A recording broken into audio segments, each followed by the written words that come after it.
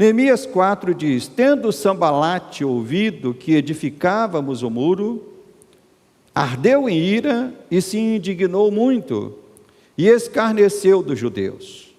Então falou na presença de seus irmãos e do exército de Samaria e disse: que fazem estes fracos judeus?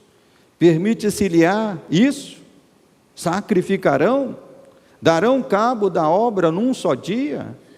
Renascerão acaso dos montões de pó as pedras que foram queimadas? Estava com ele Tobias, o amonita, e disse: ainda que edifiquem, vindo uma raposa, derribará o seu muro de pedra. Ouve, ó nosso Deus, pois estamos sendo desprezados. Caia o seu opróbrio sobre a cabeça deles, e fazem que seja um despojo numa terra de cativeiro. Não lhes encubras a iniquidade, e não se risque de diante de ti o seu pecado, pois te provocaram a ira na presença dos que edificavam. Assim edificamos o muro, e todo o muro se fechou até a metade de sua altura, porque o povo tinha ânimo para trabalhar. Mas ouvindo Sambalate e Tobias, os arábios, os amonitas e os asdoditas, que a reparação dos muros de Jerusalém ia avante e que já se começavam a fechar-lhes as brechas, ficaram sobremodo irados. Ajuntaram-se todos de comum acordo para virem atacar Jerusalém e suscitar confusão ali. Porém, nós fizemos o que, meus irmãos? Oramos ao nosso Deus, e como proteção pusemos guarda contra eles, de dia e de noite. Então disse Judá: já desfaleceram as forças dos carregadores, e os escombros são muitos, de maneira que não podemos edificar o muro. Disseram, porém, os nossos inimigos: nada saberão disto, nem verão, até que entremos no meio deles, e os matemos assim. Faremos cessar a obra. Quando os judeus que habitavam na vizinhança deles 10 vezes nos disseram: de todos os lugares onde moram, subirão contra nós. Então eu pus o povo por famílias, nos lugares baixos e abertos, por detrás do muro, com as suas espadas e suas lanças e os seus arcos, e inspecionei, dispus-me e disse aos nobres, aos magistrados e ao resto do povo: não os temais, lembrai-vos do Senhor grande e temível, e pelejai pelos vossos irmãos, pelos vossos filhos, pelas vossas filhas, pela vossa mulher e pela vossa casa.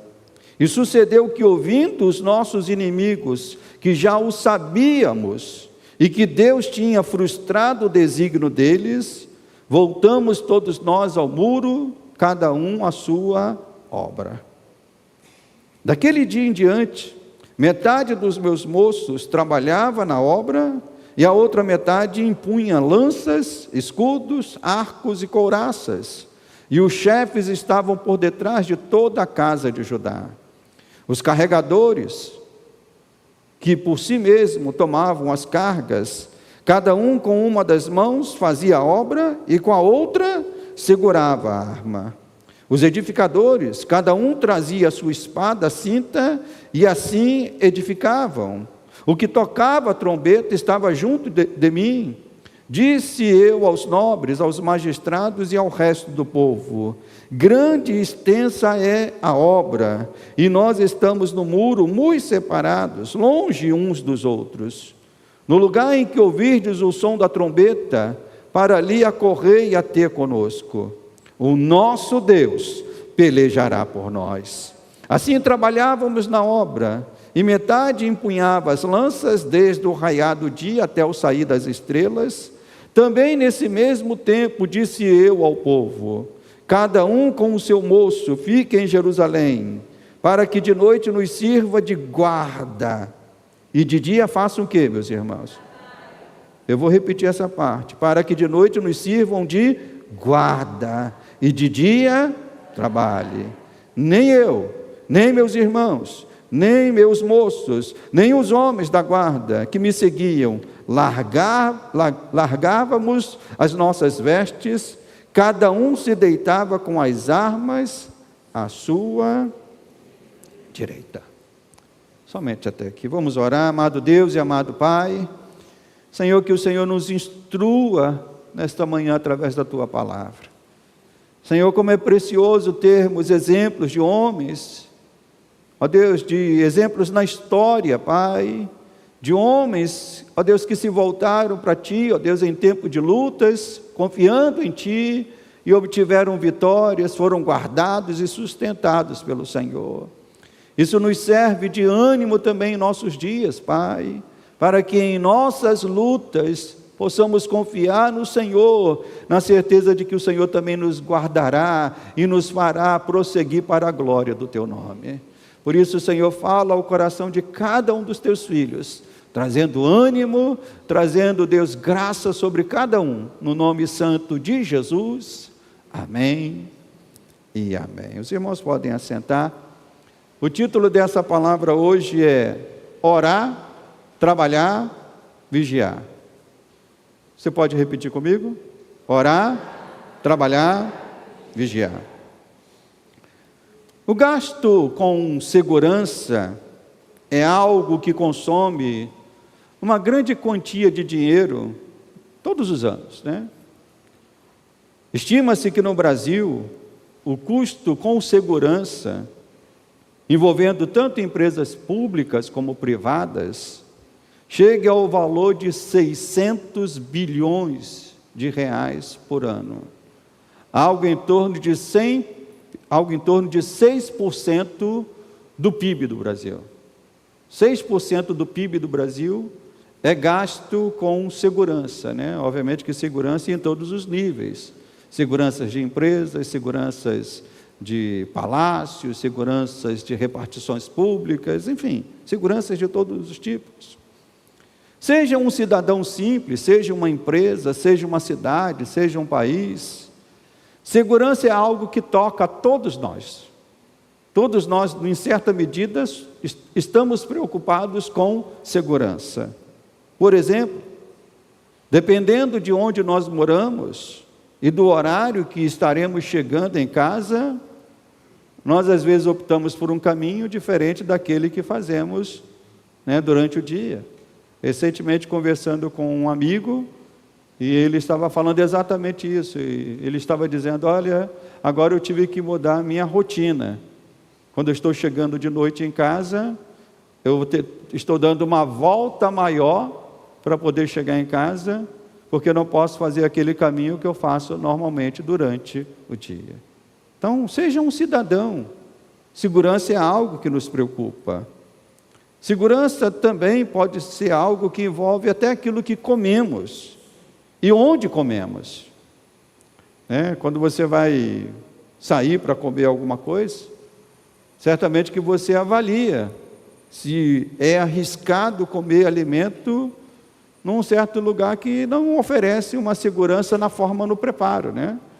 Eu já tive essa situação, às vezes, de passar em algum lugar e não querer comer naquele lugar porque o lugar não me trouxe segurança de que eu comendo aquilo poderia não me fazer mal. E a gente tem preocupação com isso.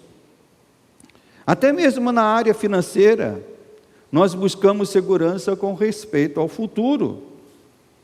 Obviamente que não é fácil fazer isso, mas quando controlamos melhor os gastos e conseguimos guardar algum dinheiro, né, na poupança para algum imprevisto que aconteça, né? Essa é uma pessoa segura, né? Eu falo isso porque eu sei que não é fácil poupar, eu tento fazer isso, boto lá, eu tenho uma poupança lá, mas geralmente ela não consegue crescer tanto diante de tantas dificuldades. Mas quando a gente tem uma poupança, isso faz bem, porque acontecendo algum imprevisto, você tem ali um recurso que possa. Então, ele traz segurança com respeito ao imprevisto. Ainda que segurança esteja presente em quase tudo na nossa vida, meus irmãos, há uma área que ela tem sido desprezada e negligenciada na vida de muitos. E que área é essa, pastor? Eu digo na área espiritual.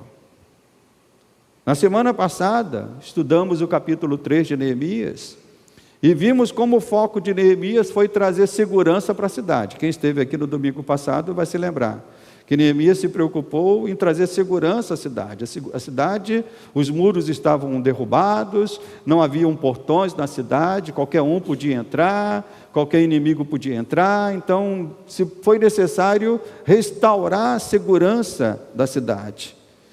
A obra se iniciou pelas portas das ovelhas, como vimos na semana passada, onde se passavam os animais que seriam sacrificados, ali no culto a Deus. E nós aprendemos que essa foi a porta principal, porque ela simbolizava a porta do culto a Deus. Então, a nossa segurança espiritual começa no culto que nós prestamos a Deus. Então, logo Neemias começou a obra que traria segurança de volta à cidade e àquele povo, nós vemos que os inimigos se levantaram com fúria para impedir que essa obra avançasse. E aqui a gente entra no capítulo 4. Quando Sambalate, quando Tobias, quando os aliados deles viram que os muros estavam começando a serem edificados, que as coisas estavam começando a serem estabelecidas, diz o texto que eles se enfureceram, se levantaram contra Neemias.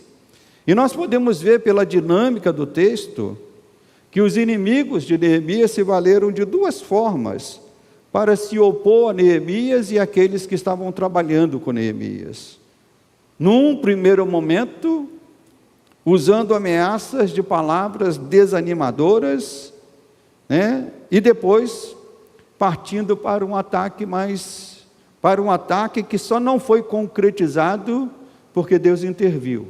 Nós vamos ver isso ainda, o pastor só está dando um panorama. E a resposta de Neemias a estas ameaças dos inimigos, a resposta de Neemias compreendeu 3 recursos, que quando compreendidos, meus irmãos, são os recursos que devemos buscar se nós queremos segurança espiritual. Quem deseja segurança espiritual aí? Acho que só um louco que não deseja.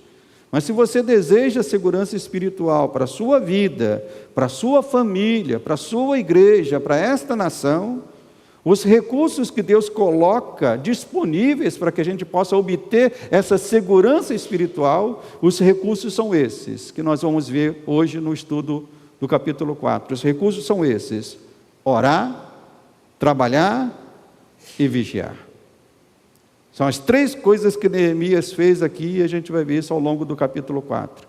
Ele esteve orando, ele esteve trabalhando para Deus, e ele esteve vigiando sempre. Então, vamos ver como esses recursos aparecem no texto. Deixa a sua Bíblia aberta. Na primeira parte, nós temos a resposta que Neemias deu às ameaças e palavras desanimadoras que seus inimigos lançaram sobre ele e sobre o povo que estavam empenhados na construção daquela cidade. E essas palavras logo aparecem, ou esses sentimentos logo aparecem aqui nos primeiros versos. Diz aqui: tendo Sambalate ouvido que edificávamos o muro, ele se alegrou tremendamente. É isso que está aí no texto? É isso? Não é isso que está no texto não, meu irmão? Ele não se alegrou? O que ele fez na verdade? A Bíblia diz que ele ardeu em ira, se indignou muito. Fez mais o que, meus irmãos? Escarneceu dos judeus. Então falou na presença dos seus irmãos e do exército de Samaria. Entenda isso aqui. Às vezes a gente lê uma coisa e não percebe o significado disso. Ele estava em Judá, ele estava em Jerusalém, ele era chefe do exército de Samaria. E quem conhece o contexto bíblico sabe que Samaria e Jerusalém sempre estiveram em brigas, em guerras. E aqui, como um representante de Samaria, ele se levanta para falar essas coisas, tendo o exército de Samaria junto com ele. E diz aqui o texto: tendo a presença de seus irmãos e do exército de Samaria, e disse: que fazem estes fracos judeus? E ele falou isso de que maneira, meus irmãos? Para exaltar ou para desprezar? Para desprezar. Então nós vemos aqui nas palavras, estas ameaças e palavras desanimadoras podem ser vistas nessas expressões que aparecem aqui no início do texto. Ardeu em ira, se escarneceu, chamou os judeus de fracos. Vemos também no desdém de Tobias, dizendo que se aqueles muros fossem reconstruídos, diz aqui o texto, verso 3, estava com ele Tobias, o amonita, e disse: ainda que edifiquem, vindo uma raposa, derribará o seu muro de pedra. O que significa isso? Ainda que eles edifiquem, esse muro vai ser tão frágil, mas tão frágil, que se vir uma raposa tocar nesse muro, esse muro vai cair. Estava ali com um desdém, com um desprezo. Seja numa guerra menor ou maior, meus irmãos, ameaçar e tentar desanimar é uma estratégia bem conhecida. Qualquer guerra, espiritualmente, e especialmente numa guerra espiritual, o inimigo também sabe usar essa tática de muitas formas, com palavras desanimadoras e com ameaças. Ele usa isso, essa tática é usada o tempo todo. Quem aqui, de repente, já não passou por isso, quando se converteu? Às vezes acontece quando um familiar que não aceita a sua conversão a Cristo, passa a debochar, passa a fazer chacota de você, lá vai ele de novo para a igreja. Desse jeito vai virar santo, santo logo, logo. Quem ouviu isso aí em algum momento na sua vida? Me lembro. Às vezes ouvíamos isso, e colegas nossos, pessoas que estavam à nossa volta. Aqui no texto, Sambalate e os outros tentaram fazer isso com Neemias. Essas palavras ou esses sentimentos iniciais aqui demonstram isso. Eles estavam querendo que Neemias desistisse da reconstrução daqueles muros. Em outras palavras, eles estavam dizendo para Neemias: desistam desta reconstrução, vocês não poderão ir avante. Sambalate, como mencionado, ele era governador do exército de Samaria e sentiu-se ameaçado, e aqui também a gente tem que entender um pouco o contexto. Ele sentiu-se ameaçado ao ver que Jerusalém poderia voltar ao seu tempo de glória, porque isso significaria, imagine, para Samaria, perda de poder, perda de recursos, porque a cidade principal ali naquela região era Jerusalém. Jerusalém sempre foi a cidade principal daquela região, a cidade de comércio, a cidade mais importante, mas enquanto ela estava destruída, enquanto ela estava abatida, Samaria estava se valendo disso. Mas ela sendo reconstruída, Samaria iria perder prestígio, iria perder poder econômico, poder político. Sambalate é um personagem comprovado, meus irmãos, além das páginas da Bíblia, Há alguns personagens que a gente encontra na Bíblia que ainda a arqueologia ou a história não falou desses personagens, Um deles, por exemplo, é Dario, o rei Dario, Ele, se tem uma dúvida se ele existiu ou não, porque não se tem uma referência dele em outros textos que não sejam os bíblicos. Mas no caso de Sambalate, esse personagem ele foi comprovado, além das páginas bíblicas da Bíblia, por um papiro que foi encontrado na região de Elefantina, descobertos por arqueólogos no Egito. Então esse cara existiu mesmo. Sambalate, está comprovado também por outras pesquisas. E as acusações mentirosas de Sambalate, elas já aparecem desde antes. Se você tem acompanhado o estudo, essas acusações só tinham uma meta. Qual era a meta? Paralisar a obra que Neemias estava fazendo. E nesse intuito, Sambalate usava todos os recursos. E um dos recursos que ele usava era a mentira. Se você for no capítulo 2, no verso 19, está ali uma mentira que Sambalate faz. Capítulo 2, verso 19, ele diz o seguinte: porém Sambalate, o horonita, e Tobias, o servo amonita, e Gesem, o arábio, quando souberam, eles fizeram o que, meus irmãos? Capítulo 2, verso 19. O que eles fizeram? Zombaram de nós e nos desprezaram. Então nós vemos que Sambalate está fazendo isso já há um bom tempo, desprezando, zombando. E mais, e disseram: que é isso que fazeis? E Sambalate lança aqui uma mentira. Que mentira é essa? Quereis rebelar-vos contra o rei? E rapidamente a gente descobre que isso é uma mentira, porque se você está acompanhando o estudo, Neemias ele foi mandado para Jerusalém com a autorização de quem, meus irmãos?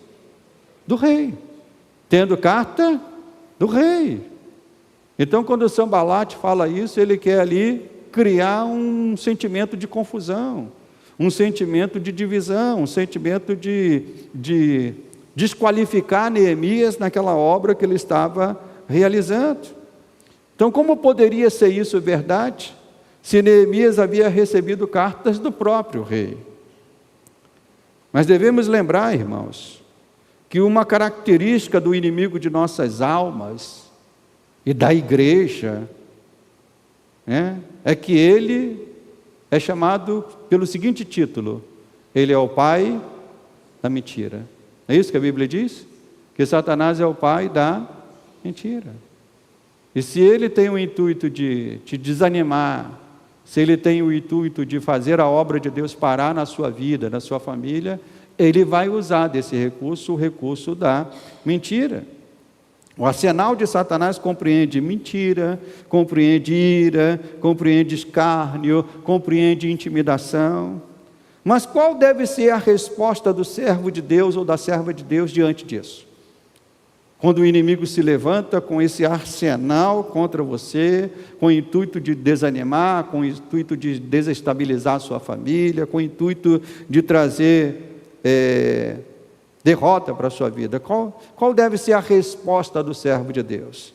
Será que ele tem que responder na mesma medida? Será que foi isso que Neemias fez? Então nós vemos que os inimigos de Neemias se posicionaram desta maneira. Mas lá no versículo 4, nós temos a resposta que Neemias deu. E que resposta foi essa? Foi a oração. Ele diz: ouve, ó nosso Deus, pois estamos sendo desprezados. Caia o seu opróbrio sobre a cabeça deles, e fazem com que sejam despojo numa terra de cativeiro. Não lhes encubras a iniquidade, e não se risque de diante de ti o seu pecado, pois te provocaram a ira na presença dos que edificavam.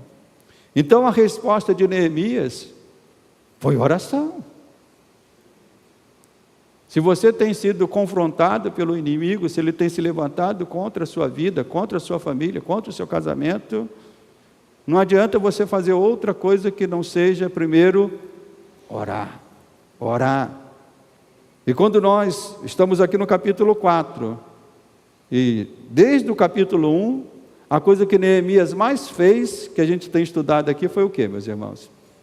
Foi orar. O livro começa com Neemias orando. Ele ouve a notícia de que Jerusalém não estava muito bem, e o que ele faz? Ele vai para o seu quarto, ora, chora, jejua, lamenta. No capítulo 2, o que ele faz? Ele vai servir o vinho para o rei, mas antes de servir o vinho para o rei, ele ora, dizendo: Senhor, me dá, que eu seja bem sucedido nessa conversa que eu vou ter com o rei. No capítulo 3, nós já vimos ele orando, e agora no capítulo 4, nós estamos vendo Neemias orando. Então Neemias orou, orou e orou. E a coisa que a igreja e os filhos de Deus precisam fazer sempre é orar em todo momento. Então a segurança da nossa vida espiritual, a segurança de nossa família, a segurança do nosso casamento, a segurança da nossa igreja, depende dessa dedicação real a uma vida de oração. Por isso que quando o pastor fala de oração dos trabalhadores, não é uma coisa boba não, meu irmão. Quando a igreja entender isso, quando o povo de Deus entender isso, a igreja vai fazer muito mais do que faz hoje, se entender que nós devemos fazer todas as coisas por meio da oração. A verdade é que a igreja, não estou falando só no sentido da Vila São Luís, mas num geral, nós podemos dizer que a igreja tem orado pouco. E nós precisamos nos dedicar de uma maneira real à oração. Então, todo domingo de manhã, nós teremos essa oração no domingo que vem, que é uma oração dos trabalhadores e é aberta para todos os irmãos. Mas todos os domingos pela manhã, os nossos diáconos estão aqui, tendo um momento de oração. Então, você que pode, chegue mais cedo, participe. Você que pode e entende que deve, vem estar aqui todos os domingos orando pela igreja, orando pelas famílias, orando pelos trabalhos. O recurso mais poderoso que o crente e a igreja têm, meus irmãos, é a oração. E Neemias sabia disso. Ele disse, não adianta eu falar nada para Sambalate, que adianta eu falar para Deus. E dizer, Senhor, vem em meu socorro. Senhor, vem agir nessa peleja que eu estou enfrentando. Depois deste ataque mais verbal que Sambalate e os seus aliados, agora Sambalate parte para um ataque mais feroz ainda. Ele primeiro atacou Neemias com palavras. Vocês são fracos, vai vir uma raposa, vai derrubar esse muro, será que vocês vão conseguir reconstruir isso? Falou com palavras, mas uma vez que ele viu que isso não deu certo, a partir do verso 7 nós vemos um outro nível de ataque. A partir do verso 7 vemos que a ira deles, verso 7 o que diz, irmãos? Mas ouvindo Sambalate e Tobias, os arábios, os amonitas, os asdoditas, você já reparou que os inimigos só vão crescendo? Os inimigos só vão crescendo? Quem já reparou isso? Nos primeiros capítulos era só Sambalate e Tobias. Depois aparece Gesem. E agora vai aparecendo os asdoditas e os outros, né? Mas diz aqui, quando eles perceberam que a reparação dos muros de Jerusalém ia avante, e que já se começavam a fechar-lhes as brechas, o texto volta a dizer que eles ficaram de que maneira, meus irmãos? Eles ficaram sobremodo irados. A ira novamente se apresenta. A ira se intensificou. E essa ira deles tinha uma razão de ser. Olhando pelo lado deles, essa ira tinha uma razão de ser. E qual era a razão? A razão era que as brechas, os caminhos pelos quais eles transitavam livremente, agora estavam se fechando. Essa era a razão pela qual Sambalate e os seus aliados ficaram enfurecidos. É que essas brechas no muro, é que essas portas derrubadas, eram uma autorização para eles entrarem e saírem e fazerem o que quiser naquela cidade. Mesmo sendo um povo estranho, mesmo sendo um povo alheio. Isso me faz lembrar que nem estação de trem. Quem morou ali perto mais do Gramacho, o pessoal adorava, quando aqueles muros não existiam, né? Por quê? Porque podia entrar ali e ir direto para a estação. Mas quando se fez o muro, botou o viaduto, aí a gente vê quando esses muros são fechados, o que às vezes fazem em algumas estações? Tem um lugar lá que tem às vezes um buraco no muro, né? Que a pessoa vai para lá, por quê? Então são essas brechas que permitem, né, os inimigos entrarem. E era isso que estava em Jerusalém, acontecia. Então, eles ficaram sobremodo irados, irmãos, porque essas brechas estavam sendo fechadas. O acesso a esses caminhos estavam sendo fechados. E entenda isso que o pastor vai falar. O inimigo não liga de ver uma pessoa na igreja. Ele até se alegra quando essa pessoa esteja lá na igreja, contanto que ele tenha brechas para atuar na vida desta pessoa. O inimigo não liga se uma pessoa está dentro da igreja, contanto que essa pessoa esteja oferecendo para ele brechas pelas quais ele possa operar na vida dessa pessoa, operar na família dessa pessoa, operar na vida de outras pessoas através dessa pessoa. Sejam brechas pelas quais ele pode enfraquecer e destruir a vida desta pessoa, ou através dessa pessoa enfraquecer e destruir a vida de outros. Quantos são os cristãos que abrem brechas através de programas inadequados de TV e redes sociais que assistem? Estão abrindo brechas. Quantos são os cristãos que abrem brechas com conversas que não edificam, com pessoas que não estão em Cristo Jesus? Quantos são os cristãos que abrem brechas ao se afastarem da casa do Senhor e de ouvirem a palavra de Deus? São brechas que estão sendo abertas. Então, fechar as brechas do muro significava tornar a cidade mais protegida. Tornava a cidade mais segura, mais afastada das influências que vinham de fora. E é isso que todo crente tem que fazer. Tem que fechar as brechas do seu coração, naquilo que vê, naquilo que conversa. Aquela musiquinha que é bem ensinada às crianças, né? Cuidado, olhinho, no que vê, cuidado, ouvido, no que ouve, cuidado, boquinha, que fala. É uma coisinha bem simples, mas que de vez em quando a gente tinha que cantar também para adultos dentro da igreja. É ou não é, meus irmãos? Que a gente precisa ter cuidado sim no que vemos, no que ouvimos, no que falamos, porque senão brechas se abrem nas nossas vidas, né? E fechar estas brechas significa trazer segurança. Estamos afastados das influências que vêm de fora. Então, na vida cristã, fechar as brechas tem esse sentido. Satanás perde o seu poder quando nós fechamos as brechas e impedimos os seus ataques em nossas vidas. E mais uma vez, vemos que a resposta de Neemias e do povo passa de novo pela oração. No verso 9, quando os inimigos ficaram furiosos, quando os inimigos planejaram atacar aquela cidade novamente, no verso 9, o que diz? Que Neemias fez: porém, nós oramos ao nosso Deus, e como proteção pusemos guarda contra eles de dia e de noite. Não foi oração só de dia não, meu irmão. Foi oração de dia e de noite. Uma oração constante. No entanto, esses ataques do inimigo fez com que alguns fossem atingidos pelas ameaças. O verso 10 mostra que alguns deles desfaleceram por um momento e perderam força. Diz o verso 10. Então, disse Judá, obviamente que está se referindo aos de Judá, né?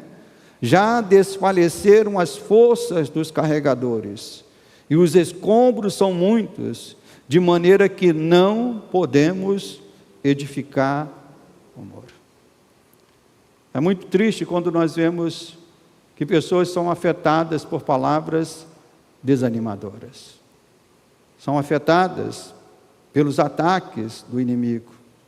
Como é triste quando vemos nossos irmãos e irmãs ficarem pelo caminho, pois se desanimaram diante de uma pressão que viveram, seja essa pressão nas suas casas, diante de um peso de uma notícia ruim que receberam, diante das palavras e ataques que receberam por todos os lados.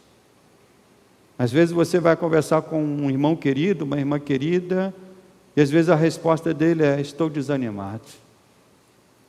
Está desanimado porque às vezes é um desânimo vindo por um ataque do inimigo, vindo por uma notícia, né, que trouxe medo ao coração daquela pessoa.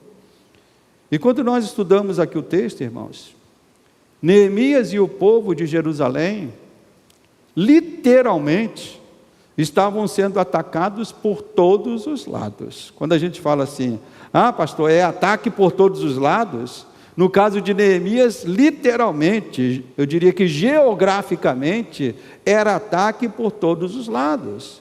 Diz aqui o verso 12, né? Quando os judeus que habitavam na vizinhança deles, 10 vezes nos disseram, de todos os lugares onde moram, subirão contra nós. Isso não era só uma força de expressão, não. No seu livro, escrevendo sobre Neemias, o Dr. Montgomery Boyce, ele traz esse detalhe, né, que eu trouxe aqui para falar aos irmãos, que literalmente, Neemias estava sendo atacado pelos 4 lados. Por quê? Se você for lá no verso 7, diz assim, mas ouvindo Sambalate e Tobias, os arábios, os amonitas e os asdoditas. Então, aqui o texto está falando de 4 povos. Nós sabemos que Sambalate era da onde? Da onde que Sambalate era? Samaria.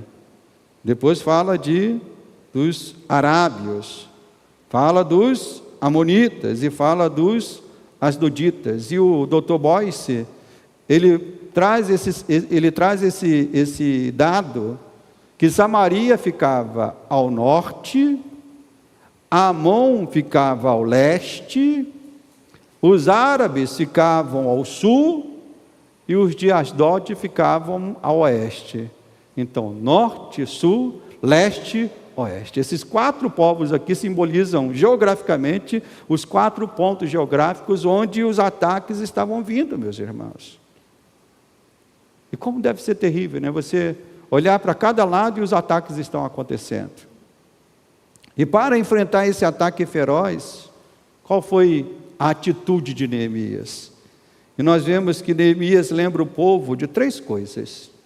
3 coisas que a gente não pode esquecer. Está lá no verso 14. Veja o que Neemias lembra. Que Neemias inspecionou, dispui-me e disse aos nobres, aos magistrados e ao resto do povo. Ele disse 3 coisas. A primeira, não os temais. Não os temais. Mas alguém poderia dizer, tá bom, Neemias, não o temais, por quê? Você vai garantir a nossa vitória? É você que está aí com algum exército escondido em algum canto aí, que vai só vai ligar uma trombeta e esse exército vai vir? Não, aí vem a segunda coisa, não os temais, por quê? Porque lembrai-vos do Senhor grande e temível. Então Neemias estava lembrando o povo que eles tinham um Deus grande e temível. E a terceira coisa que Neemias também lembra, diz, pelejai pelos vossos irmãos, pelejai pelos vossos filhos, pelas vossas filhas, pela vossa mulher e pela vossa casa. Há um Deus grande e temível. E a nossa confiança em Deus, Neemias mostra aqui, que a nossa confiança em Deus trará bênçãos para aqueles que amamos, seja em nossa igreja, seja em nossas famílias. Eu vou repetir isso de novo, para que você grave isso no seu coração. A sua confiança e firmeza em Deus trará bênção para aqueles que você ama, seja na igreja, seja na sua família. Quando nós confiamos em Deus, nós estamos sendo canais de bênção para aqueles que estão à nossa volta. E foi isso que Neemias disse, olha, nós não vamos temer, porque temos um Deus grande e temível, e nós vamos pelejar em favor dos nossos filhos, das nossas filhas, da nossa esposa, da nossa casa, daqueles que nós amamos. Então a oração de Neemias e do povo surtiu um efeito. No verso 15, nós vemos que Sambalate ouviu tudo isso que estava acontecendo. Sucedeu que, ouvindo os nossos inimigos, que já os sabíamos, e que Deus tinha frustrado o desígnio deles, Isso, permitiu que Neemias voltasse para o muro, cada um a sua obra. Houve um recuo do inimigo. Os inimigos recuaram ali, houve um recuo. Mas Neemias entendeu que deveria ir além da oração. Nós falamos que o título dessa mensagem compreendia 3 ações: orar, trabalhar, vigiar. Nós já vimos aqui Neemias orando bastante. Mas agora ele entende que além de orar, ele também precisava trabalhar mais ainda e vigiar mais ainda. Porque ele sabia que aquele recuo não seria um recuo permanente. Em breve os inimigos iriam atacar de novo. Irmãos, o pastor está pregando aqui o capítulo 4, e você que estudou o capítulo 3, você viu a mesma dinâmica. Capítulo 4, a mesma dinâmica. Capítulo 5, a mesma dinâmica. Capítulo 6, você vai ver a mesma dinâmica. Sanbalate se levantando contra aquilo que Deus estava fazendo ali no tempo de Neemias. E como eu falei no início da mensagem, aqueles que querem segurança espiritual para as suas vidas, precisam orar, trabalhar e vigiar. Já vimos que Neemias se dedicou à oração. Agora vemos que nos versos 16 e 17, os outros 2 recursos aparecem. O que está lá no verso 16 e 17? Ele diz: daquele dia em diante, metade dos meus moços fazia o que, meus irmãos? Trabalhava na obra. E a outra metade empunhava lanças, escudos, arcos e couraças, e os chefes estavam por detrás de toda a casa de Judá. Carregadores que por si mesmo tomavam as cargas, cada um com uma das mãos fazia a obra, e com a outra mão segurava o que, meus irmãos? Segurava a arma em que sentido? Você segura uma arma para quê? Um sentido, obviamente, pode ser de ataque, mas você segura uma arma no sentido também de quê? De defesa. Então, Neemias entendeu que precisava botar o povo trabalhando, mas botar o povo também vigiando. Muitos crentes fracassam, pois pensam que a salvação trazida por Cristo Jesus não implica nenhum trabalho e nenhuma vigilância. A mensagem da graça não neutraliza o trabalho que Deus nos manda fazer. Eu falei na semana passada de uma frase e volto a repetir, Deus não é contra a ideia de esforço, Deus é contra a ideia de recompensa. A Bíblia em todo momento nos manda trabalhar, Se você lê a Bíblia toda, você vai ver expressões como essa, Se não fosse verdade a necessidade de trabalhar e de vigiar, nós não teríamos na Bíblia palavras como essa: desenvolvei a vossa salvação. De que maneira, meus irmãos? Quem se lembra desse versículo bíblico? Desenvolvei a vossa salvação com temor e tremor. Sede sóbrios e vigilantes. Trabalhai pela comida que não perece. Então, são expressões que aparecem na Bíblia o tempo todo, nos mostrando que nós precisamos trabalhar e vigiar. Neemias e o povo entenderam que a vitória viria do Senhor, mas eles deveriam se manter em oração, trabalho e vigilância. Da mesma forma, meus irmãos, Deus cuidará de cada um de nós. Deus cuidará da tua casa, Deus cuidará da tua família, Deus cuidará desta igreja, mas para isso nós precisamos orar, trabalhar e vigiar. Orar, trabalhar e vigiar. Acontece que quando um familiar... estou ficando aqui a página errada. Se não for, por exemplo, orar, trabalhar e vigiar. O pastor tem se colocado aqui disponível para estar trabalhando, orando e vigiando junto com os irmãos. Acabei de dar um anúncio agora, se alguém quiser a visita do pastor, né? Procure o pastor. O que o pastor está falando com isso? Eu quero estar vigiando junto contigo. Eu quero estar trabalhando junto contigo. Mas se não for com o pastor, nós temos aqui irmãos qualificados. Os diáconos da igreja são homens colocados por Deus, para que você também possa dividir as suas cargas, seus fardos. Não é isso que diz o texto? Que aqueles homens começaram a pegar os fardos uns dos outros, né? Diz aqui no verso 17, os carregadores que por si mesmo tomavam as cargas, cada um com uma das mãos fazia a obra e com a outra segurava a arma. Então, se não for com o pastor, procure um diácono, sua esposa, mas não fique carregando a sua carga sozinho, não fique carregando o seu fardo sozinho, não tente lutar sozinho nas tuas guerras. Posso ouvir um amém? Amém. Por fim, meus irmãos, Neemias entendeu que a segurança de Jerusalém compreenderia um trabalho de 24 horas por dia. Eu fico aqui tocado por esse líder que foi Neemias. Ele fez tudo isso e no finalzinho do texto ele diz ainda, a partir do verso 21, assim trabalhávamos na obra, metade empunhava as lanças desde o raiar do dia até o sair das estrelas.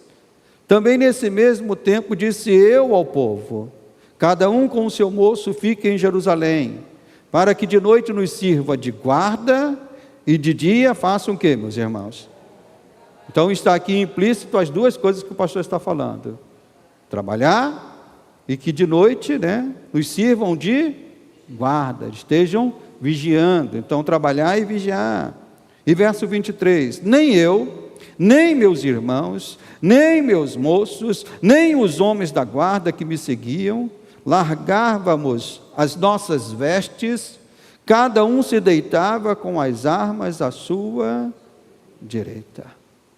O que isso significa? Que Neemias não deixou de vigiar um minuto sequer. Ele não deixou de estar em prontidão um minuto sequer. Não adianta você querer uma família guardada por Deus, se você não se apresentar em prontidão perante o Senhor. Prontidão em oração, prontidão em trabalho para Deus, prontidão em estar vigiando as coisas a respeito da sua vida e a respeito da sua família. Você não pode querer fazer isso longe. Deus nos chama, meus irmãos, para fecharmos as brechas. Deus nos chama para a oração, Deus nos chama para o trabalho, para vigiarmos o tempo todo. E nós não podemos fazer isso longe dos nossos irmãos. Deus te colocou numa família de fé. É nessa família de fé que somos chamados a fazer isso. Eu sempre aprendi que cada crente é como se fosse uma brasa, A gente aqui no Brasil não dá para usar muito essa imagem não, porque esse calor não permite a gente falar muito de nada de brasa, Se o pastor usar o gelo, acho que os irmãos vão gostar mais do que brasa, Mas na imagem de brasa, na imagem de uma, de uma lareira que se tem em casa, obviamente que eu estou falando de um lugar fora do Rio de Janeiro, tá bom? Um lugar lá para o sul, um lugar lá para a Europa, um lugar lá para a Alemanha, onde está minha filha, De vez em quando ela me manda uma foto de lá, pai, está -4 aqui. Aí eu falo com ela, vamos dividir então, junta os 40 graus do Rio, com -4 daí, fica uma temperatura de 20 para você, uma temperatura de 20 para cá, Mas quando a gente usa uma imagem de brasa, de uma lareira, enquanto as brasas estão unidas ali, há fogo, há calor, há brilho, há luz. A igreja funciona assim, meus irmãos. Nós somos brasas colocadas aqui, um para ajudar o outro, um para aquecer o outro na sua vida espiritual, para que possamos juntos brilhar, trazer o calor de Deus, o amor de Deus. Mas o que o inimigo mais sabe fazer é pegar a brasa e afastar. É afastar um crente da comunhão dos santos. É afastar um crente da igreja. Se eu não me engano, eu já falei isso aqui. É uma estratégia dos felinos.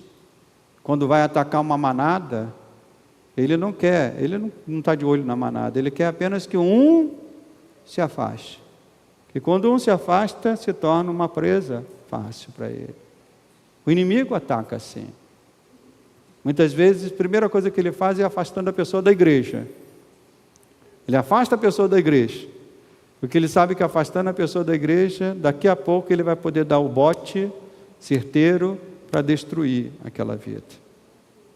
Então, não queira orar, trabalhar e vigiar longe dos seus irmãos.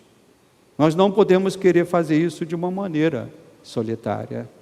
Deus nos deu aqui uma família de fé. Posso ouvir um amém, meus irmãos? E mais uma vez, nós podemos ver na história e na vida de Neemias, uma seta que aponta para Jesus. Jesus é aquele que, liderando e levando o seu povo para Jerusalém celestial, também se coloca como aquele que está pelejando por nós, como aquele que está nos guiando nessa caminhada a Jerusalém celestial. A semelhança de Neemias, Jesus, quando veio cumprir o seu ministério, ele teve ataques, irmãos? Teve ataques? Sim, quando a gente lê o início do Evangelho de Mateus, quem é que aparece logo no início do Evangelho de Mateus? Satanás, tentando Jesus. E ele, durante todo o Evangelho, nós vemos ele fazendo isso o tempo todo. E até mesmo na cruz. Quais são as palavras que ele lança para Jesus? Obviamente que usando outras pessoas. Se és o Filho de Deus, desce daí. Você é o Filho de Deus, então realmente resolve essa questão. Então ali o inimigo, a semelhança de Neemias, Jesus teve no início do seu ministério na terra também uma oposição terrível e constante do maligno. Satanás o tentou do deserto à cruz, tentando fazer Jesus deixar a sua missão. Mas louvado seja o Senhor, ele não conseguiu êxito, o Senhor venceu. No entanto, a diferença é que a obra que Neemias realizou foi uma obra de alcance limitado. O que Neemias fez foi muito bom, foi maravilhoso, mas aquilo foi destruído novamente. A obra que Cristo realizou na cruz, meus irmãos, é de alcance amplo e permanece para todo sempre. Jesus, como varão perfeito, ele venceu todos os seus inimigos, e diz a Bíblia que ele triunfou sobre todos eles, os expondo ao vexame, quando subiu à cruz do Calvário. Então a nossa vitória consiste nisso, meus irmãos. Em que, pastor? Confiar que, firmado nele, em Cristo, na sua obra, nessa obra triunfante e redentora da cruz, nós iremos também adentrar os portais, não de uma Jerusalém terrena, mas de uma Jerusalém, o que, meus irmãos? Celestial. A nova Jerusalém. Como diz aquele louvor, que nós estamos caminhando para a nova Jerusalém. Caminhando para a nova Jerusalém. Então, para concluir, as aplicações que eu trago aos irmãos, que o Espírito traz aos irmãos nesta manhã, são duas apenas. Primeira, as brechas espirituais de sua vida estão fechadas? Eu vou repetir a pergunta: as brechas espirituais de tua vida estão fechadas? Elas podem ter sido fechadas no passado, mas eu pergunto, elas ainda continuam fechadas? Cuidado com as brechas do desânimo, cuidado com as brechas das coisas deste mundo. Deus nos chama a fecharmos as brechas na nossa vida. Porque quando nós fechamos as brechas, Satanás se enfurece, mas ele se enfurece atrás do muro. Ele fica do outro lado. Nossa vida está protegida pelo Senhor. Segunda aplicação, olhe para a sua vida espiritual, mais precisamente para as suas vestes espirituais. Não estou falando dessa veste que nós estamos aqui, estou falando da veste espiritual. Elas estão completas? Está faltando algo?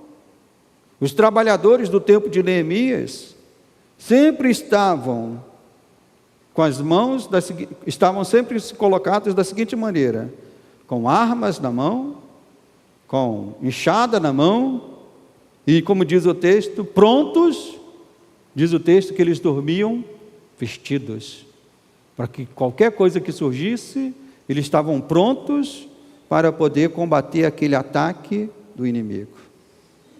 Então, meu irmão, Deus não te chamou para ficar desatento. Vamos fazer essas três coisas: orar, trabalhar, vigiar.